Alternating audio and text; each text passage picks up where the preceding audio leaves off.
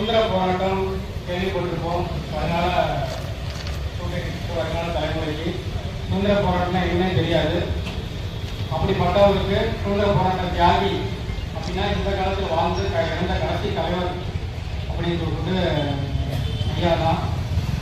சுதந்திர போராட்ட தியாகினா எப்படி இருப்பாங்க, அவங்க என்னென்ன செஞ்சிருப்பாங்க, எப்படி வாழ்ந்திருப்பாங்க என்பதற்கு பெரும் எடுத்துக்காட்டு ஐயா தான். அடுத்ததாக போராளி. போராட்டம் இன்னைக்கு கிடைத்திருக்கிற அனைத்து மக்களுக்கும் சம உரிமை என்பது, அனைத்து மக்களும் உலக முடிகிறது, தனிப்பட்ட முறையில் பேச முடிகிறது, தனி மனிதன் என்று அனைத்து மனிதர்கள் தனி மனித சட்டம் எல்லாம் பேசுகிறோம். இதற்கு காரணம் போராளி என்ற ஏதோ ஒரு ரூபத்தில் எங்கோ ஒருவர் போராடி கொண்டு போராடி பெற்றதுதான் அனைத்து உரிமைகளும். அனைத்து உரிமைகளுமே அப்படி போராடி பெற்றதுதான் ஒவ்வொரு உரிமையும். அப்படி போராளி என்றால் எப்படி இருப்பார் என்பதற்கு ஒரு எடுத்துக்காட்டு சொல்ல வேண்டும் என்றால் அது ஐயாவை காட்டிக் கொள்வார்.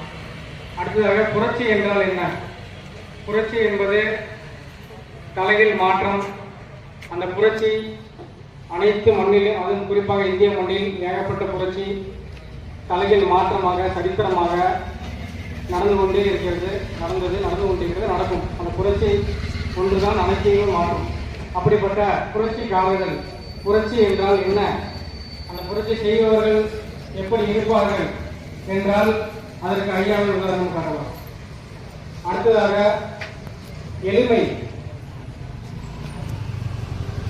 எளிமை இன்றைய காலகட்டத்தில் அரசியல் செய்ய வேண்டும் என்றால் இதெல்லாம் இருந்தால் தான் அரசியல் பண்ண முடியும் அப்படிங்கிற ஒரு சூழல் பொதுவாக நிலவுகிற கருத்து. உனக்குலாம் எந்த அரசியல் என்ன இருக்கு அப்படின்னு சொல்லிட்டு பொதுவான கேள்வி. உங்களுக்கு இருந்தால் தான் அரசியல்னா உங்கள் அரசியல் வந்தா இதெல்லாம் இருந்தால் தான் அரசியல் பண்ண முடியும். உங்களாம் சொல்லணும் அரசியல் வந்தால் தனியாக போனால் தனியாக போயாது, குறிப்பிட்டவன் தனியாக போகணும் அப்படிங்கிற சூழலில் அப்படிதான் காரணமான ஒரு பொதுவான ஒரு கருத்து அனைவரும் மத்தியிலும் இருக்கு. ஆனால் ஒரு மனிதர் 83 ஆண்டு காலமாக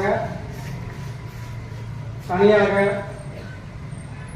வாழ்ந்து தனியாக பொது போக்குவரத்துகளிலே பயணித்து வாழ்ந்து எளிமை என்றால் என்னவென்று உதாரணமாக வாழ்ந்தவர். அரசியல் என்றால் என்னவென்று உதாரணமாக வாழ்ந்தவர். அரசியல் என்பது அனைத்து உயிர்களுக்குமானது. அவர் வாழ்ந்த ஒரு வாழ்க்கை என்பது சமரசம், அனைவருக்குமான வாழ்க்கை. ஒரு முறை கம்யூனிஸ்ட தோழர் ஒருவர் தன்னுடைய மகள் திருமணத்தை அவர் தலித் அல்லாதவர் தலித்தினுடைய தலைமையில் நடத்த வேண்டும் என்று விரும்பினார். அதற்கு ஐயா நல்லகனு வந்தே ஆகணும் அப்படின்னு சொல்லிட்டு கூப்பிடுறாரு. எனக்கு ஏகப்பட்ட போராட்டுக்கு முக்கிய பொறுப்புல இருக்கிற ஏகப்பட்ட போராட்டம் எல்லாம் இருக்கு, வேற யாரையே வச்சு பண்ணுங்க, இல்லை நீங்க தான் வந்தாகணும் அப்படின்னு சொல்லி போட்டு அவரையே வந்தாகணும்னு சொல்லிட்டு அவரே கூப்பிட்டு கடைசியில் கல்யாணம் திருமணம் நிறைய நல்லகன தலைமையில் திருமணமும் நடந்து முடிஞ்சிருக்கு. நடந்து முடிஞ்சதுக்கு அப்புறம் கேட்கறாங்க, எத்தனை போராட்டம் இருக்கு, வேற எத்தனையோ தலைவர் இருக்காங்க, உங்க ஊருக்குள்ள எத்தனை பேர் இருக்காங்க, என்னையே கூப்பிட்டு பண்ண சொன்னா என்னுடைய மகள் திருமணத்தை ஒரு தலித் தலைமையில் தான் நடத்தணும் அப்படின்னு சொல்லிட்டு உங்களை கூப்பிட்டா அப்படிங்கிறார். அப்ப ஐயா வந்து சிரிச்சு போறார். அந்த தோழர் நினைக்கிறார் நம்ம வந்து தலித்தை வச்சுதான் கல்யாணம் பண்ணிட்டோம் அதனால சிரிக்கா நினைக்கிறார். ஆனா அவரு ஒரு தலித் அல்லாத சமூகம் தான் பெரும்பான்மை. அவர் எந்த இடத்துலயும் இது வந்து சொல்லிக்கிட்டே கிடையாது, அது யாருக்குமே தெரியாது. அப்படி வாழ்ந்த ஒரு எடுத்துக்காட்டு சமரசம்னா ஐயா தான். அப்படிப்பட்ட ஒரு தலைவனை எல்லாரும் சொல்றாங்க, இப்படி ஒரு தலைவர் வந்து கிடைக்க மாட்டாரு, கிடைக்கிறப்போ நம்ம வந்து அவ்வளவு ஒரு அதை சொல்லவே முடியல. என்னால என்னடா முடிஞ்சா இதுக்கப்புறம் இப்படி எல்லாம் ஒரு அரசியல் வந்து நம்ம பார்க்க முடியும் கூடியதான் அப்படிங்கிற ஒரு பெரு வருத்தம் கண்ணீர் எல்லாமே வந்து கண்டிப்பா இருக்கும், எல்லாத்துக்கும் கண்டிப்பா வந்து இருக்கும். அப்படிப்பட்ட ஒரு தலைவரை நீங்க வந்து என்ன பொது அதாவது சுற்றுச்சூழலுக்கும் அவர் அவ்வளவு தனிப்பட்ட வாகனம் என்று ஒன்று கிடையாது, பொது போக்குவரத்து தான். எங்க போனாலும் அரசு பொது போக்குவரத்து தான், பொது மக்கள் இயங்கக்கூடிய பொது போக்குவரத்துகளை தான் இங்க வர தவிர தனியா ஒரு எந்த ஒரு ஒரு இருசக வாகனங்களும் கட்சி எடுத்து கிடையாது. கட்சியே பார்த்து இத்தனை ஆண்டுகளும் போய்க்கான ஒரு நாள் உடம்பு இல்லை, இன்னும் ஒரு பயணிக்கணும் அப்படின்னு கேட்க கட்சி நிதியா அனைவரிடமும் 1 கோடிக்கு மேல கலெக்ட் பண்ணி கொடுக்குறாங்க. அதே மேடையில அந்த 1 கோடியை கிளப்பி கொடுத்து கட்சி நிதியா கொடுத்துட்டு வர்றாரு. தகைசால் விருதுக்கு தமிழக அரசு சார்பில் 10 லட்சம் ரூபாய் கொடுக்குறாங்க.